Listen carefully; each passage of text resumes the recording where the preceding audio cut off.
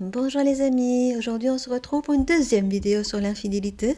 Il s'agit de voir cette fois comment on peut reconstruire, rebâtir le couple après un coup de canif. On va ça plus en détail. Alors déjà, créer et nourrir un couple, c'est pas facile en soi. C'est un travail quotidien qui nécessite de l'énergie et de l'attention. Alors lorsqu'une brèche a eu lieu mais qu'on choisit de continuer, le reconstruire est encore une autre affaire. Cela demande du temps, de la volonté de comprendre ce qui s'est passé et de dépasser les épreuves. Souvent, l'infidélité ne sera que le symptôme en effet d'une autre difficulté, ce n'est pas le problème premier. Donc il faudra creuser la question. Si l'amour subsiste toujours, avancer au-delà du coup de canif dans le contrat peut faire grandir, même si le chemin connaît des moments douloureux. Mais à partir de quoi va-t-on devoir reconstruire? Quelles sont les étapes à traverser? On pourrait les résumer en 7 points clés. Alors on n'est pas obligé d'en le faire dans le même ordre, mais les 7 éléments sont assez importants. Voyons ça plus en détail. Évidemment, d'abord, c'est décoder et saisir ce qui s'est passé. En effet, si vous choisissez d'aller de l'avant, évitez de faire comme s'il ne s'était rien passé. Donc de mettre tout sur le tapis ou de mettre le couvercle sur l'affaire, ou encore reléguer cette histoire au fin fond de votre mémoire. C'est tout sauf une bonne solution. Il est essentiel que les deux membres du couple comprennent ce qui a amené à aller voir ailleurs. Tout oublier et faire fi de cette analyse va conduire avec beaucoup de chance à reproduire la situation plus tard, les mêmes causes produisant les mêmes effets. Derrière une relation extra-conjugale se cachent souvent des désirs frustrés, des aspirations brimées, des besoins insatisfaits, que l'autre estime cela à tort ou à raison. Le but n'est aucunement de justifier la situation, mais bien de la comprendre, pour voir ce qu'on peut faire, pour voir si des solutions sont possibles, que les deux membres du couple soient le plus heureux possible. Alors l'infidélité, il peut s'agir d'un faux pas accidentel, comme d'un prétexte pour générer une rupture qu'on ne veut pas assumer. Parfois, c'est une envie de provoquer quelque chose dans le couple, de provoquer un renouveau dans un couple qui s'était quelque peu endormi. Parfois aussi, c'est une compensation face à un quotidien qui est devenu trop lourd. Parfois, c'est un simple besoin de séduire ou de reconnaissance, notamment quand on manque d'estime de soi. Et parfois, c'est un besoin de rattraper une jeunesse mal vécue. Et ça peut être plein d'autres choses, la liste n'est pas exhaustive. Alors évidemment, ici, je n'aborde pas du tout les couples libres, ni les adeptes du polyamour, où connaître d'autres relations est quelque chose de tout à fait intégré. Je parle bien ici des couples basés sur un accord d'exclusivité. J'exclus également toute maladie psychiatrique pouvant mener à des comportements infidèles lors de certaines phases de la maladie, comme par exemple en phase maniaque dans la maniaco-dépression. Pour ce qui est des infidèles chroniques, c'est également un tout autre débat qui rentre plus soit dans le cadre des relations toxiques, soit dans le cadre de l'addiction sexuelle. Alors, il va s'agir d'essayer autant que possible de recréer une bonne ambiance au quotidien. Difficile d'éviter la routine, c'est clair, entre le travail, le ménage, la famille, les enfants, les activités des enfants. Il est néanmoins important de remettre un peu de légèreté dans votre quotidien pour vous redynamiser tous les deux. Donc veillez à réintégrer des activités agréables ou d'autres sources de plaisir. Si vous ne donnez aucun espace à votre couple en reconstruction, la volonté d'avancer sera vite plombée par toutes ces contraintes du quotidien. Alors, viser une communication saine et authentique, ce point est sans nul doute un des plus compliqués au départ. Entre tristesse, colère, désir d'avancer et parfois souhait de ne plus en parler, la dynamique communicationnelle a de quoi perdre son latin. Parfois, attendre un peu que l'animosité redescende est tout à fait utile. La question ne se pose pas. Alors souvent, la personne trompée a beaucoup besoin d'en parler. Elle va poser une multitude de questions. Elle aimerait tout savoir.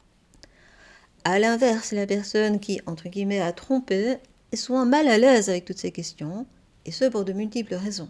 Que ce soit la culpabilité, la honte, la peur de faire du mal à l'autre, la peur de la rupture, la peur de blesser, ou la peur aussi que l'autre se sente inférieur, notamment dans la sphère sexuelle. Donc, autant de sentiments différents qui fait que la personne, par défense, peut ressentir à un moment donné un agacement si les interrogations reviennent trop souvent ou sur une trop longue période à son goût. Donc, la patience sera donc rudement mise à l'épreuve.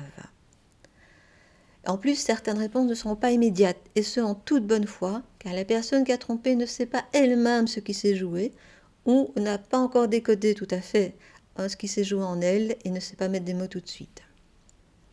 Néanmoins, il importe de communiquer suffisamment que pour comprendre les tenants et aboutissants de la situation, et pour savoir aussi si on a vraiment envie de continuer la relation ou non, et bien sûr pour trouver des solutions aux besoins qui ont été insatisfaits. Si certains détails sont peut-être malvenus, sachez quand même que les couples où la personne infidèle communique peu ont moins de chances de survivre. Au plus de réponses seront données, au plus le couple aura des chances de surmonter l'épreuve. L'étape du pardon, ne vous crispez pas à l'évocation de ce terme. Pardonner ne veut pas dire tout oublier ou tout effacer. L'idée n'est pas non plus de l'accorder trop vite et de nier sa colère. La colère est l'émotion juste à ce moment-là. Je parle bien de l'émotion en elle-même, pas de ce qu'on en fait.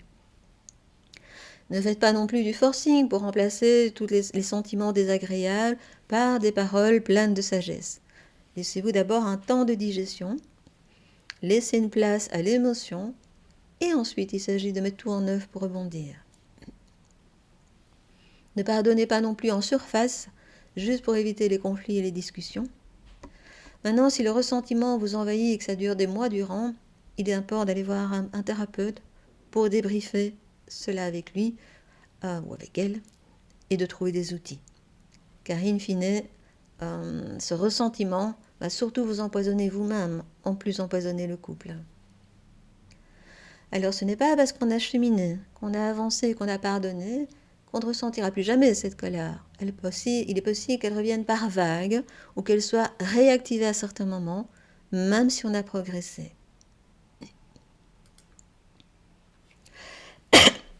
Alors, rétablir la confiance, il s'agit ici de recréer une certaine sécurité au sein du couple. Alors, il est clair que dans ce monde, quel que soit le domaine, la sécurité absolue n'existe pas. Mais pour continuer ensemble, on doit pouvoir se sentir suffisamment à l'aise que pour laisser tomber ses armures. Cette étape, elle peut prendre des mois, comme elle peut prendre des années. Elle ne pourra se faire que si la liaison en question est terminée. Si des contacts subsistent ou si la tierce personne est sur le même lieu de travail, le parcours vers la confiance retrouvée n'en sera que plus ardu. La restauration de la confiance se fera aussi au travers d'une attitude générale fiable et par des comportements manifestant son attention, son amour pour l'autre. Maintenant, si la personne qui a été trompée se ferme trop aux tentatives de l'autre de reconstruire, on court également le risque que tout se referme de part et d'autre. Alors il va s'agir de réinvestir bien sûr dans le couple, mais aussi dans sa propre sphère de vie. S'il est important de repartager des choses ensemble, de recréer de la complicité, le but n'est pas de s'étouffer, de se calquer sur les désirs de l'autre ou de sacrifier sa vie, notamment par culpabilité. Donc au niveau du couple, l'idée est de se redécouvrir avec un regard neuf, de s'exprimer sans accumuler, d'inviter l'autre dans son univers, de refaire des projets d'avenir, de montrer son amour de différentes façons, de soutenir l'autre au quotidien, d'énoncer plus de compliments que de reproches. Les reproches en plus ont une empreinte plus grande, de passer de doux moments tête à tête, de se toucher. Mais traverser une crise de couple, c'est aussi une occasion majeure de reprendre soin de soi, de reprendre en main son apparence, sa santé, d'écouter ses besoins propres en dehors du couple, d'avoir ses propres activités, d'avoir des moments rien qu'à soi pour se ressourcer. Développer une vie ou redévelopper une vie sexuelle épanouissante, la sexualité et le partage de contacts physiques vont également contribuer à restaurer la confiance générale et une complicité. Alors, certaines personnes vont voir leur désir flamber et être attisées par le fait de savoir que l'autre a été voir ailleurs. Si cela permet de belles envolées, attention toutefois à la redescente fulgurante à moyen terme. Pour d'autres, cette étape de corps à corps relève du défi. Donc il y a aussi une analyse ici qui est de rigueur. Qu'est-ce qui s'est passé dans le couple sexuellement? À partir de quand le désir s'est fait la malle? Qu'est-ce qui a pu jouer? Qu'est-ce que l'autre a été chercher en dehors du couple? Et quels sont les changements souhaités par chacun sur ce plan? Pour conclure, le parcours pourra vous sembler long et parfois décourageant. Des doutes vont vous assaillir à certains moments, tout comme des moments de joie liés à cette connivence retrouvée. Le tout est de bien garder en tête ce qui vous unit et pourquoi vous avez décidé de donner une seconde chance à votre couple. Il n'y aura pas de garantie absolue sur le résultat final, mais dans tous les cas, vous pouvez en apprendre davantage sur vous-même, sur vos forces, sur vos limites, sur ce qui est réellement important pour vous. Cela peut être aussi l'occasion de développer vos autres secteurs de vie, de prendre soin de vous et de ne pas tout miser sur le couple.